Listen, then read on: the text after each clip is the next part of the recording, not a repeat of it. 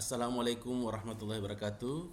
Salam sejahtera untuk semua peserta mata kuliah AIKA 4. Salam sehat selalu.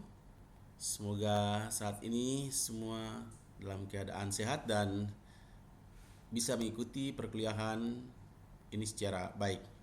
Adapun pada saat ini kita akan bahas tentang ilmu pengetahuan, sains dan teknologi dari perspektif Islam. Sebelum kita membahas lebih jauh, maka kita melihat beberapa pengertian apa yang dimaksud dengan ilmu pengetahuan atau sains, yaitu adalah suatu sistem pengetahuan yang berhubungan dengan dunia fisik beserta fenomenanya yang memerlukan suatu pengamatan yang tidak didasari oleh prasangka. Ya, jadi kata kuncinya itu suatu pengamatan yang tidak didasari oleh prasangka apapun, melainkan hanya sekedar berdasarkan eksperimen yang dilaksanakan secara sistematis. Secara umum, sains itu melibatkan penggunaan, ya, jadi secara umum itu sains melibatkan penggunaan kebenaran-kebenaran umum atau bekerjanya hukum-hukum yang mendasar untuk memahami corak fenomena. Ini saya peroleh dari Ensiklopedia Britannica. Adapun teknologi adalah cara dan keterampilan untuk membuat sesuatu yang dimaksudkan dalam sains terapan. Nah, jadi itu bisa dibedakan antara pengetahuan dan teknologi. Selanjutnya, jadi pengetahuan dan teknologi. Sains sendiri adalah itu sesuatu yang membutuhkan pengamatan dan observasi atau sering disebut dengan melalui satu riset atau penelitian. Apakah penelitian itu dilakukan secara eksperimental atau berdasarkan deskriptif dan berbagai macam metodologi yang dia bisa digunakan untuk mengungkapkan suatu kebenaran, dan kebenaran itu akan menjadi sebuah ilmu pengetahuan. Konsep ipteks atau ilmu pengetahuan, teknologi dan sains dalam Islam bisa kita lihat dari definisi ipteks itu sendiri, ya. Jadi kita sudah bahas tadi secara gambaran, secara global di depan tadi. Nah, pengetahuan dan ilmu pengetahuan. Apa itu pengetahuan dan ilmu pengetahuan?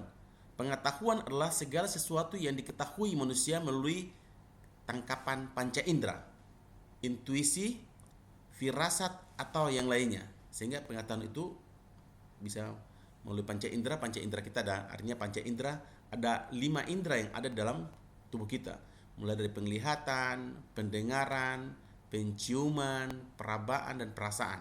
Nah, itu namanya panca indera. Atau melalui intuisi atau mendapat sesuatu yang sering kita sebut dengan misalnya ilham gitu. Nah, lalu firasat atau yang lainnya. Ilmu pengetahuan atau sains adalah pengetahuan yang sudah diklasifikasi, disistematisasi, diorganisasi, dan diinterpretasi sehingga menghasilkan pengetahuan yang objektif. Ya, objektif artinya kebenarannya betul kebenaran objektif yang bisa dibuktikan oleh semua orang. Lalu bersifat general atau universal, artinya bahwa semua orang bisa membuktikan kebenaran ilmu pengetahuan tersebut. Lalu bersifat verifikatif, artinya setiap orang bisa melakukan verifikasi untuk mengecek kebenaran dari suatu ilmu pengetahuan. Atau pun sering disebut dengan sains adalah pengetahuan yang rasional, ya. Rasional artinya bahwa secara logis dapat dijelaskan kaitan-kaitan atau hubungan sebab akibat. Empiris artinya dapat dibuktikan secara sains atau secara empirik. Lalu bersifat objektif, terukur, artinya bahwa semuanya bisa diukur dengan berbagai macam alat ukur. Lalu verifikatif, serta dia bersifat general, ya, bersifat general atau komunal. Teknologi sendiri adalah metode ilmiah untuk mencapai tujuan praktis. Ingat, jadi teknologi adalah metode ilmiah untuk mencapai tujuan praktis. Keseluruhan sarana untuk menyediakan barang-barang yang diperlukan bagi keberlangsungan dan kenyamanan hidup manusia. Itu disebut dengan teknologi. Ya, sains sendiri adalah hasil ungkapan akal budi manusia yang bernilai ya, keindahan. Ya, bernilai keindahan begini maksudnya memiliki sesuatu yang memiliki nilai seni. Lalu ilmu dalam Islam diartikan sebagai ilmu dalam Islam diartikan sebagai segala pengetahuan yang bersifat dapat menjelaskan atau dapat memberikan kejelasan terhadap segala sesuatu yang dihadapi atau dibutuhkan oleh manusia, baik dalam kapasitasnya sebagai hamba ya, ataupun sebagai khalifah Allah. Jadi hamba artinya seorang hamba, dan khalifah adalah sebagai seorang wakil Tuhan di muka bumi. Nah, itu dalam perspektif Islam. Ya, saya ulangi lagi, ilmu dalam Islam diartikan sebagai segala pengetahuan, ya, pengetahuan yang tadi kita sudah sampaikan ya, apakah melalui eksperimen, intuisi, melalui ilham dan lain sebagainya. Jadi segala pengetahuan itu yang bersifat dapat menjelaskan atau memberikan kejelasan terhadap segala sesuatu yang dihadapi atau dibutuhkan oleh manusia, baik dalam kapasitasnya sebagai hamba yang menyembah Allah dan sebagai khalifah atau sebagai wakil Tuhan di muka bumi. Nah, itu ilmu. Sumber ilmu dalam pandangan Islam adalah berasal dari wahyu, pemikiran atau akal, serta pengalaman manusia. Ini sumber ilmu. Ya, jadi wahyu adalah segala sesuatu yang diperoleh dengan perantaraan diperoleh oleh Tuhan Sang Maha Pencipta langsung melalui perantaraan para malaikat, disampaikan kepada para nabi-nabi dan rasul, dan nabi-nabi dan rasul itu bertugas untuk menyampaikan wahyu tersebut. Dan ingat, dalam Al-Islam wahyu adalah satu kebenaran mutlak, dan wahyu ini menjawab berbagai macam hal yang tidak dapat dijangkau oleh akal manusia. Ya, seperti fenomena ruh, itu ilmu pengetahuan tidak mampu untuk menjelaskan. Fenomena tentang alam barzah atau alam kubur, fenomena tentang alam akhirat, fenomena tentang surga dan neraka, itu ilmu pengetahuan sains tidak mampu atau tidak bisa menjelaskan, dan belum mampu, dan sampai kapanpun tidak akan mampu menjelaskan tentang rahasia ruh misalnya. Nah, itu wahyu.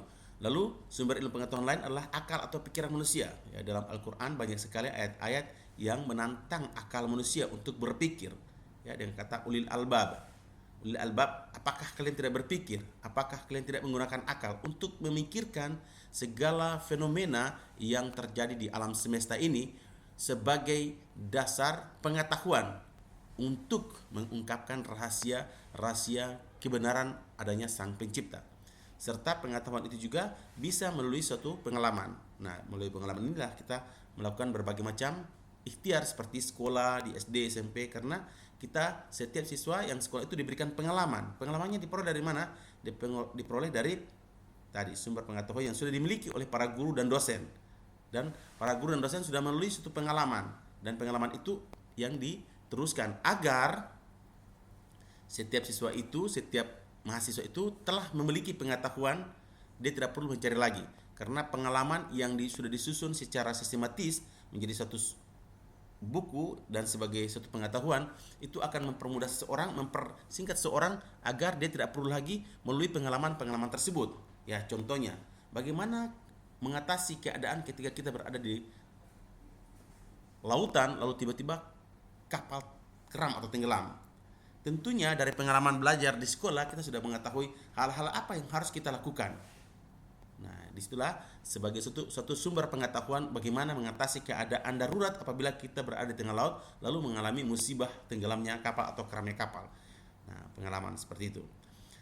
Ilmu yang berasal dari wahyu itu bersifat perennial atau bersifat abadi, mutlak, dan berfungsi sebagai pedoman hidup manusia. Nah, ini maaf ya, ini dari sisi Islam. Jadi ilmu yang diperoleh yang diperoleh dari wahyu dalam perspektif al-Islam adalah bersifat perennial atau abadi, mutlak, dan berfungsi sebagai pedoman hidup manusia. Ya, jadi seperti itu. Dan mutlak artinya bahwa segala kebenaran itu kebenaran mutlak karena berasal dari Sang pencipta yang maha mutlak.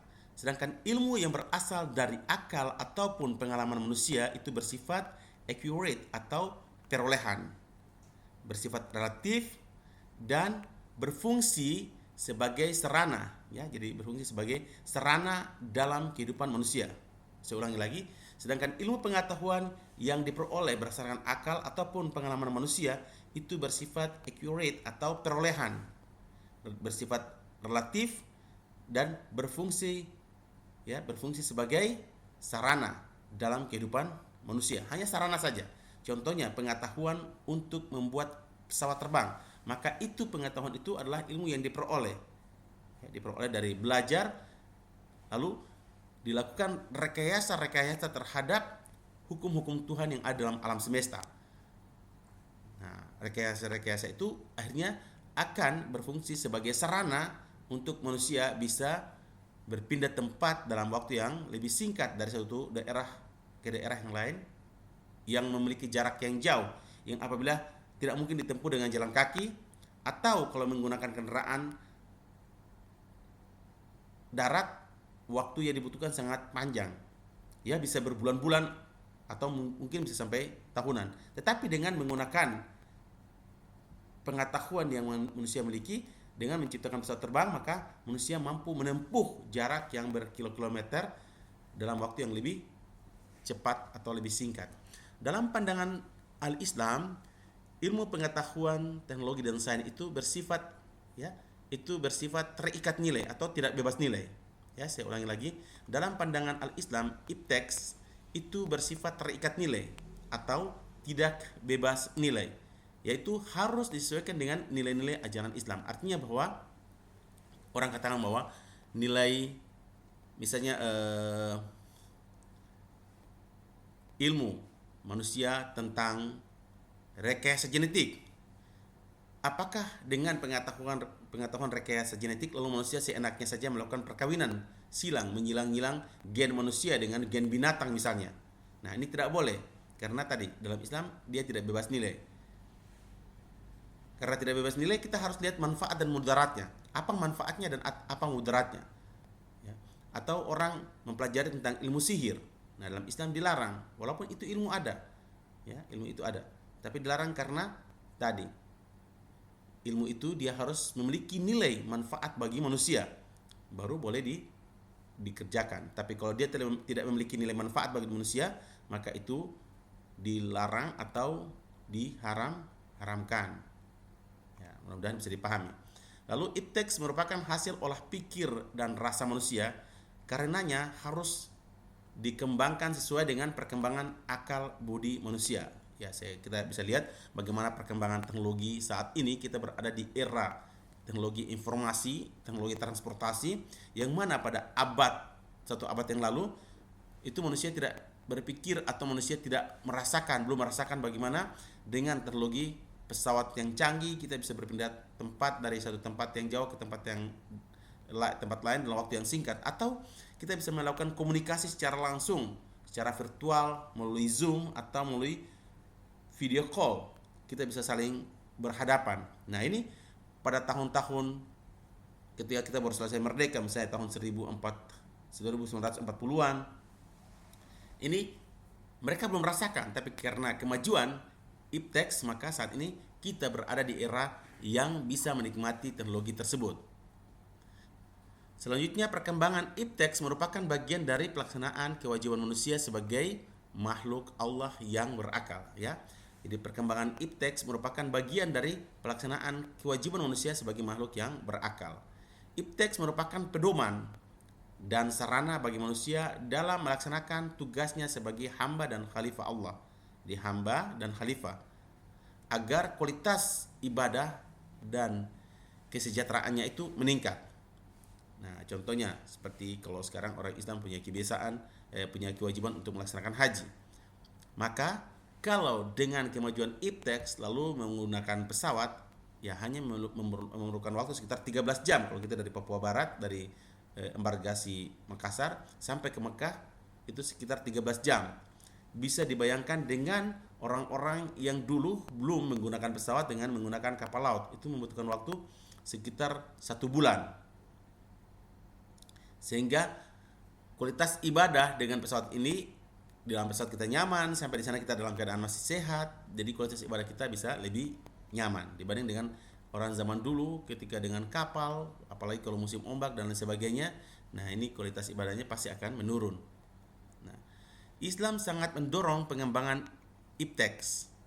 Terbukti dengan banyaknya ayat-ayat Al-Quran atau hadis Nabi yang memerintahkan untuk memperhatikan penciptaan atau keberadaan alam semesta. Bahkan ayat-ayat yang pertama adalah perintah untuk membaca, ya. Jadi ayat pertama yang diturunkan oleh Allah Subhanahu wa taala kepada Nabi Muhammad itu adalah perintahnya itu Iqra. 3 kali disebutkan Iqra, Iqra, Iqra, baca, baca, baca. Baca dengan apa? Baca Iqra bismi rabbikal ladzi khalaq, khalaqal insana min 'alaq. Baca dengan nama Tuhanmu yang telah menciptakan kamu, yang menciptakan kita dari segumpal darah, atau menciptakan kita dari embrio. Nah, demikian juga dengan ibadah-ibadah ritual tertentu yang lainnya. Bagaimana integrasi iman, ilmu, dan amal? Makna integrasi iman, ilmu, dan amal dalam pandangan al-Islam antara lain adalah iman itu, ya, iman atau takwa itu di satu sisi, sedangkan ilmu pengetahuan, teknologi, dan sains di sisi lain. Haruslah terjadi hubungan yang harmonis dan tidak boleh terpisah-pisahkan. Sistem yang terintegrasi inilah yang dinamakan dengan dinul Islam, karena berarti telah membuat akidah, syariah, dan akhlak itu menjadi satu rangkaian, ya. Jadi tolong dipahami bahwa dalam pandangan Islam antara iman iman itu konstruksinya dan tak, jadi bentuk keimanan itu diekspresikan dengan takwa. Nah, dengan hubungannya dengan ilmu pengetahuan, teknologi, dan sains adalah harus terjadi hubungan yang harmonis, sehingga dalam Islam itu tidak ada pertentangan antara perkembangan sains, ilmu pengetahuan, dan agama. Selama pengetahuan itu dia memiliki manfaat, ya. Jadi memiliki manfaat artinya memiliki nilai atau bobot terhadap kemaslahatan atau kesejahteraan manusia. Tapi kalau pengetahuan itu dia memiliki mudarat atau keburukan, maka harus ditinggalkan. Karena ilmu pengetahuan yang memiliki keburukan itu berasal dari Satan atau dari Lucifer. Aktivitas manusia tidak akan bernilai sebagai amal soleh kalau tidak dibangun di atas iman dan ilmu yang benar. Nah, ini perlu diperhatikan. Di segala aktivitas manusia di dalam agama Islam itu dianggap sebagai ibadah. Segala aktivitas itu dianggap sebagai ibadah selama aktivitas itu bernilai amal soleh atau tidak dibangun di atas, ya, atau dibangun di atas ilmu dan iman yang benar. Kalau ibadah itu dibangun di atas ilmu dan iman yang tidak benar, maka dia tidak memiliki nilai ibadah. Nah, harus dicamkan. Ya, jadi seorang kita belajar, nah itu dalam Islam dianggap sebagai ibadah, malah dianggap sebagai orang yang fisabilillah. Kita melakukan pekerjaan untuk mencari rezeki, menghidupi keluarga, itu dianggap sebagai ibadah. Selama kita lakukan pekerjaan mencari rezeki itu sesuai dengan aturan dan syariat hukum yang benar, tidak melalui korupsi, mencuri, berbohong, melakukan manipulasi dan lain sebagainya, atau menzalimi orang lain. Nah, kalau sudah melakukan hal yang seperti itu, maka dia bukan masuk dalam ibadah, tapi justru sebaliknya sebagai suatu perbuatan dosa. Pencarian dan pengembangan ilmu pengetahuan dan teknologi, dan sains yang lepas dari keimanan dan ketakwaan tidak akan bernilai ibadah, serta tidak akan menghasilkan kemaslahatan bagi umat manusia serta lingkungannya, bahkan bisa menjadi malapetaka. Ya, saya ulangi, pencarian dan pengembangan ipteks yang lepas dari keimanan dan ketakwaan tidak akan bernilai ibadah. Kenapa?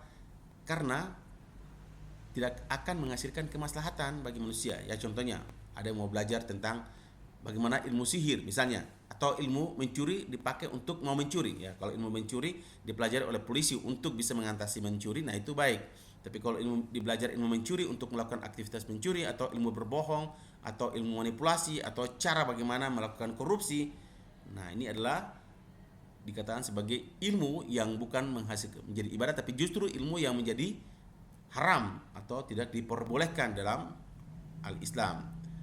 Keutamaan orang-orang yang berilmu itu sangat tinggi di dalam al-Islam. Ya, sebagaimana dalam sebuah hadis dikatakan, atau kata Rasulullah, kata Nabi besar Muhammad SAW mengatakan bahwa orang yang berilmu itu sangat dimuliakan Allah. Karena itu setiap orang Islam terutama diwajibkan menuntut ilmu sepanjang hayatnya. Dalam hadis dikatakan, utbul ilmu waridatan ala kulli muslimin wal muslimat. Jadi menuntut ilmu adalah merupakan kewajiban bagi setiap laki-laki dan perempuan. Utbul ilmu lal mahdi lal lahdi. Jadi tuntut ilmu mulai dari buayan atau lahir, dari lahir sampai masuk ke dalam liang lahap atau masuk ke dalam kubur. Nah, itu adalah hadis-hadis yang ditekankan untuk orang meletakkan bahwa menuntut ilmu adalah satu hal yang wajib atau satu hal yang harus. Orang yang beriman dan berilmu itu dijamin oleh Allah akan ditinggikan derajatnya. Bahkan tidurnya orang yang berilmu itu lebih utama daripada orang yang bodoh. Kalau orang yang berilmu dia tidur beristirahat untuk mempersiapkan memberikan pelajaran atau untuk mempelajari lagi ilmu yang baru sehingga memiliki nilai ibadah. Dibanding dengan orang yang bodoh tidur tidak menggunakan aturan, tidur saja mendengkur seperti ternak misalnya.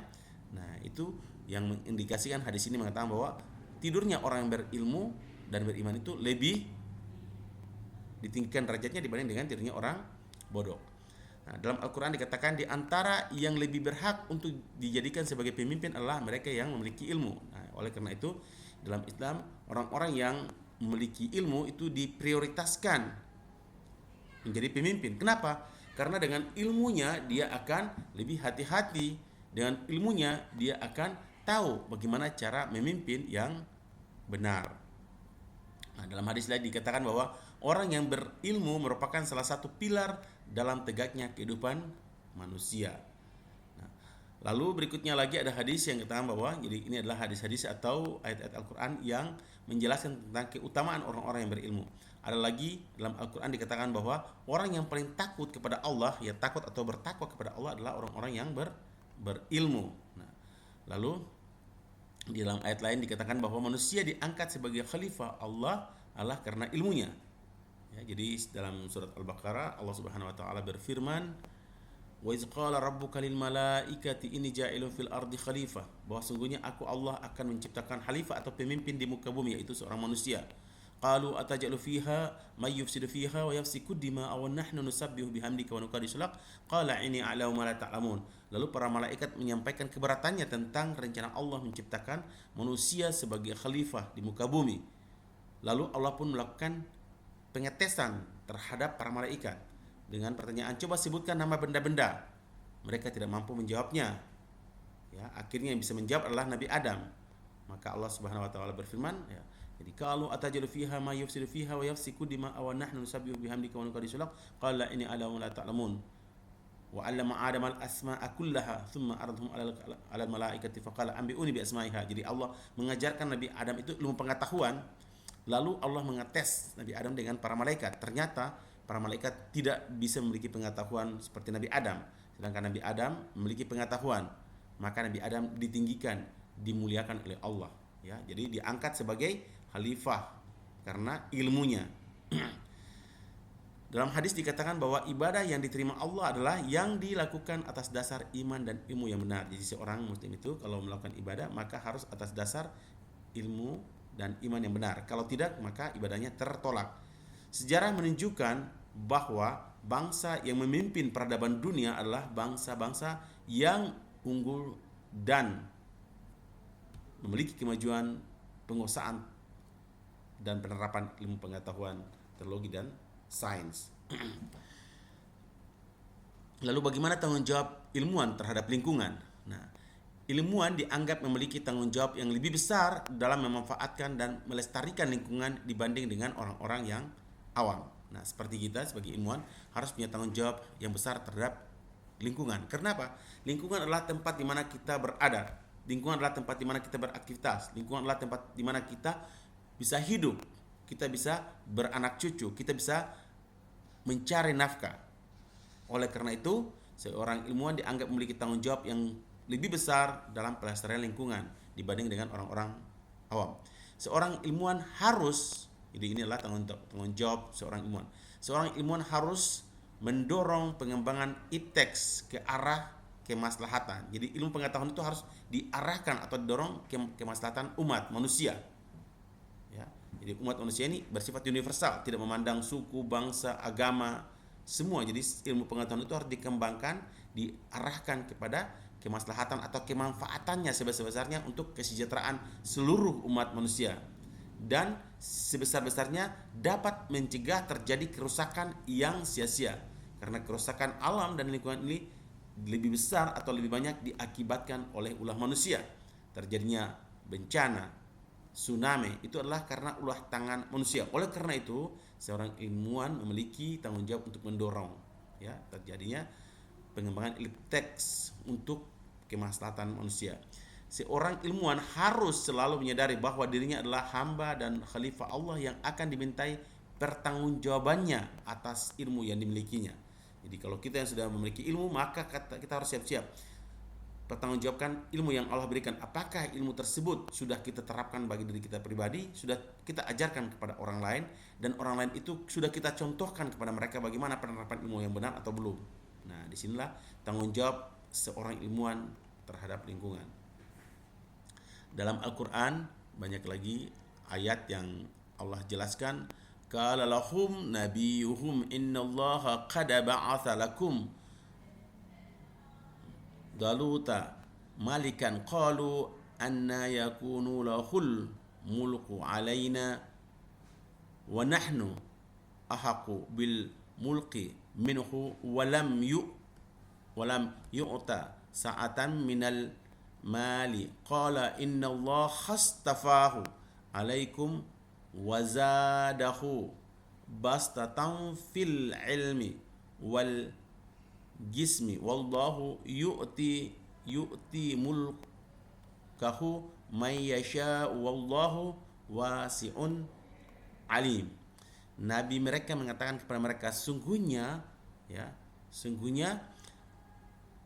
Allah telah meningkatkan Talut, telah mengangkat Talut sebagai rajamu, ya. Jadi Talut diangkat sebagai rajamu. Mereka menjawab, bagaimana, mengapa harus Talut yang memerintah kami? Ya. Padahal kami lebih berhak mengendalikan pemerintahan daripada mereka, sedangkan dia pun tidak diberi kekayaan yang cukup. Lalu Nabi mereka berkata, sungguhnya Allah telah membeli rajamu dan menganugerahkan ilmu yang luas dan tubuh yang perkasa. Allah memberikan pemerintahan kepada siapa yang dikehendakinya, dan Allah maha luas pemberiannya lagi maha penyayang. Nah, inilah contoh bagaimana ketika Talut itu mengalahkan Goliat, Jalut, ya, dan Allah berikan dia kemampuan. Ini adalah kisah tentang Nabi Daud yang nantinya anaknya akan menjadi Nabi Sulaiman atau Salomon. Ya. Lalu ipteks dan sains dalam Islam. Ipteks adalah analisis. Jadi tadi ini lagi definisi yang lain lagi. Ipteks adalah analisis dari uraian rahasia-rahasia di balik fenomena alam yang didokumentasikan dan disebar dalam bentuk tulisan yang disimbolkan dengan pena yang kemudian dapat diwujudkan dalam kehidupan. Kompilasi pengetahuan manusia kemudian didokumentasikan dan disebarkan dalam bentuk tulisan, ya, dalam bentuk tulisan, sehingga pembacaan ayat-ayat kauniyah atau ayat kauniyah adalah tentang ayat-ayat yang tertulis di alam semesta atau kita sebut dengan sunatullah atau hukum alam, dan saat ini kita sebut dengan sains, ya, sains alam, hukum ilmu pasti, eksak. Ini akan melahirkan sains dalam upaya menafsirkan. Seperti ada ilmu astronomi, matematika, fisika, kimia, biologi, dan berbagai macam ilmu eksak lainnya. Itu adalah ilmu yang diperoleh dari ayat-ayat kauniyah atau ayat-ayat yang sudah tertulis di alam semesta.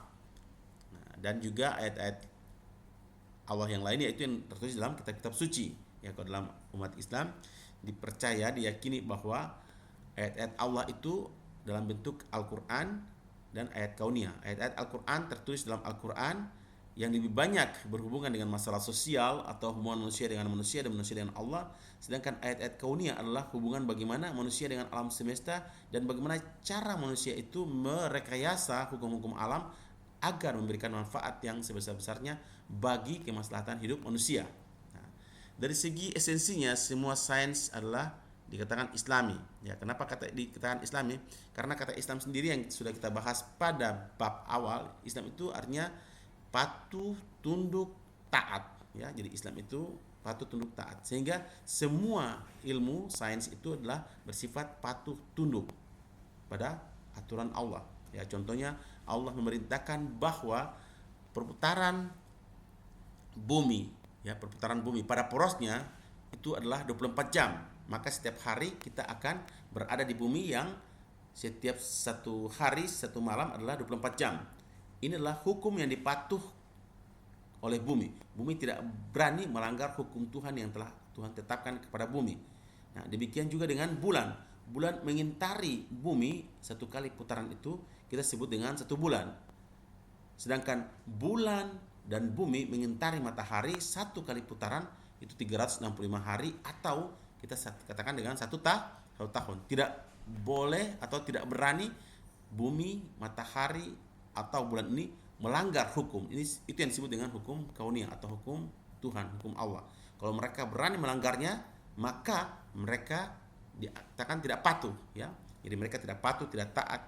Di sini artinya tidak Islami, tidak patuh, tidak taat. Maka akan terjadi kehancuran atau terjadi suatu hal yang sangat dahsyat dan menimbulkan berbagai macam masalah. Mungkin saja terjadi kiamat kalau benda-benda alam semesta atau bumi, matahari, bulan ini tidak patuh atau tidak bersifat Islami, patuh, tunduk dan taat kepada hukum aturan yang Allah tetapkan. Pembuktian teori yang dikembangkan dilandasi pencarian kebenaran bukan pembenaran atau nafsu manusia, ya. Jadi ingat, pembuktian teori, jadi ada sebuah teori, contohnya tentang Newton. Newton membuat satu teori tentang hukum gravitasi. Seandainya Newton tidak menemukan gravitasi, itu pun bukan berarti hukum gravitasi itu tidak ada. Hukum gravitasi adalah hukum yang sudah ada sebelum Newton ada. Bahkan sebelum kedua orang tua Newton ada pun hukum gravitasi sudah ada. Cuma Newton lah yang pertama kali merumuskan bahwa apabila sebuah benda dilemparkan ke atas, dia akan jatuh ke bawah. Ya, jatuh dengan percepatan tertentu, dibuat jadi hukum gravitasi. Nah, seperti itu. Jadi pembuktian tentang teori yang dikembangkan dilandasi pencarian kebenaran. Jadi bukan untuk sekedar hawa nafsu manusia. Ya, hawa nafsu manusia. Nah, sedangkan tujuan manusia meningkatkan ilmu pengetahuan adalah untuk meningkatkan harkat kemanusiaannya. Terus meredam rasa kesombongan dan keangkuhannya, serta meningkatkan atau memperbanyak perbuatan kebajikan melalui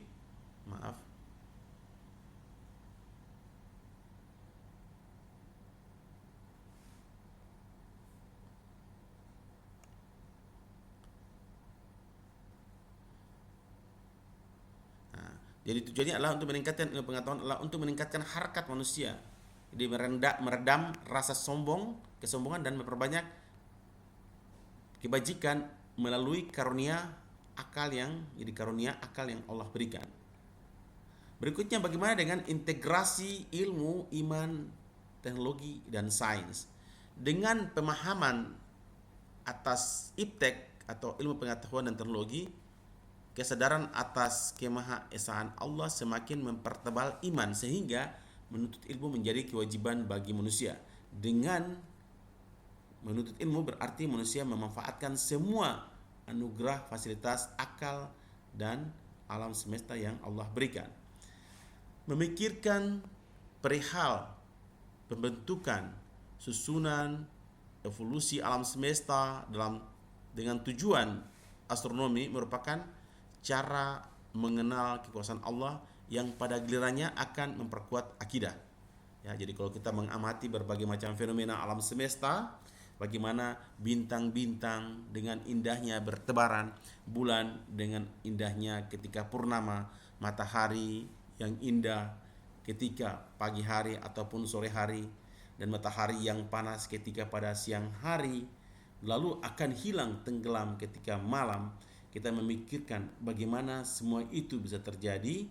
Nah, itu pada gilirannya kita sadar bahwa tentunya semua itu terjadi karena diatur oleh sesuatu. Sesuatu itu adalah Allah yang Maha Kuasa. Dia selalu dalam keadaan siap siaga mengatur semua perjalanan benda angkasa agar tidak terjadi kesalah edaran sehingga terjadi kehancuran atau kiamat. Untuk mengembangkan etos keilmuan perlu senantiasa diciptakan stabilitas yang dinamis dalam kehidupan bernegara. Melalui keadaan yang stabil itu, proses-proses ya mempertajam pikiran, memperluas pandangan, ya, syiar ilmu pengetahuan, menciptakan buah pikiran atau ide yang bermanfaat, dan menggerakkan aktivitas kemajuan ipteks dapat dilaksanakan dengan baik.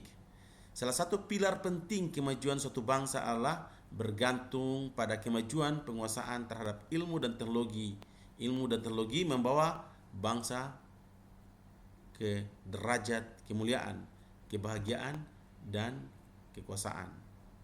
Sehingga di dalam Al-Islam, orang-orang yang memiliki ilmu pengetahuan itu mendapat keutamaan, ya, keutamaan orang-orang yang berilmu. Dalam Al-Qur'an surat Al-Baqarah ayat ke-269, Allah berfirman bahwa barang siapa yang mendapat ilmu pengetahuan, ya, orang beriman, ia telah mendapat banyak kebajikan. Jadi siapa yang mengembangkan, mengajarkan, lalu melakukan penemuan, lalu ilmu pengetahuan itu dapat dimanfaatkan oleh banyak orang untuk kesejahteraan manusia, kemaslahatan manusia, maka sungguhnya itu adalah merupakan orang yang telah banyak mendapat kebaikan. Allah juga berfirman dalam surat Al-Mujadalah ayat 11, ya, Allah akan meninggikan derajat atau kedudukan orang-orang yang beriman dan berilmu pengetahuan dibanding dengan orang-orang yang tidak memiliki ilmu pengetahuan. Barang siapa yang meninggalkan rumahnya, ya, dalam sebuah hadis dikatakan bahwa barang siapa yang meninggalkan rumahnya atau merantau pergi untuk mencari ilmu pengetahuan, maka ia dalam jalan Allah sampai dia kembali ke rumahnya. Barang siapa yang bepergian untuk mendapat ilmu pengetahuan, maka Allah akan mudahkan jalannya ke surga. Sehingga yang betul-betul mencari ilmu pengetahuan, merantau, meninggalkan kampung halaman, meninggalkan keluarga, ayah bunda, lalu untuk dengan niat mencari ilmu, maka sungguhnya ia telah menempuh jalan menuju surga. Pengembangan ilmu pengetahuan yang banyak yang tidak sesuai dengan Islam adalah contohnya bagaimana cara membuat narkoba, ya, misalnya ini, ya. Jadi pengembangan ilmu pengetahuan banyak yang tidak sesuai dengan ajaran Islam, cara membuat narkoba atau cara membuat bom atom untuk menghancurkan seperti yang dilakukan untuk menghancurkan Hiroshima dan Nagasaki, atau membuat nuklir untuk membom untuk perang. Nah, ini dalam Islam tidak diperbolehkan, ya. Tapi kalau mengembangkan nuklir untuk kemaslahatan manusia seperti untuk pembangkit listrik, nah ini sangat baik sekali. Nah, sehingga di sini bisa teman-teman bisa melihat bagaimana apabila orang yang mengembangkan ilmu yang tidak sesuai dengan keadaan Islam seperti tadi, bagaimana cara membuat narkoba. Nah, kalau orang mengembangkan ilmu kedokteran untuk bisa menambah peluang hidup seseorang dengan melakukan donor ginjal misalnya, nah itu kira-kira bagaimana? Nah itu jadi harusnya jadi suatu bahan diskusi. Kenapa ilmu pengetahuan cenderung bersifat hedonis dan sekuler? Nah, ini adalah beberapa pertanyaan yang harus dijawab oleh para mahasiswa. Ya, jadi ini nanti jadi bahan diskusi. Teknologi kok bersifat menghancurkan? Bagaimana? Contohnya tadi, ya, membuat bom atom. Lalu dipraktekkan pada tanggal 15 Agustus dijatuhkan di Hiroshima dan Nagasaki. Sehingga sampai dengan saat ini, detik ini, efek dari bom atom itu masih terasa di Jepang. Atau ancaman Amerika dengan mengembangkan teknologi perang nuklir. Sedangkan apabila bom nuklir itu dijatuhkan satu daerah, maka seluruh dunia akan bisa mengakibatkan efeknya. Karena efek nuklir itu tidak hanya pada daerah sempit, tapi dia akan meluas. Nah, itu kira-kira bagaimana? teknologi kok bersifatnya destruktif. Seorang ilmuwan cenderung muslim, ya, ilmuwan cenderung muslim. Kenapa? Apa hubungan antara penemuan dan pencarian kebenaran? Lalu apa kesalahan kita atau kelemahan kita bangsa Indonesia? Kenapa tidak kita selalu kalah dalam iptek? Kenapa bisa orang-orang ateis, ya, itu yang lebih maju dalam iptek? Nah, ini adalah bahan diskusi. Oke, saya pikir itu saja pertemuan atau bahasan kita tentang ilmu pengetahuan, sains, dan teknologi dari perspektif al-Islam. Semoga teman-teman bisa mengikuti kuliah ini dengan baik, dan kita akan bertemu dengan materi berikutnya. Sampai jumpa, salam sehat selalu. Selamat berpisah.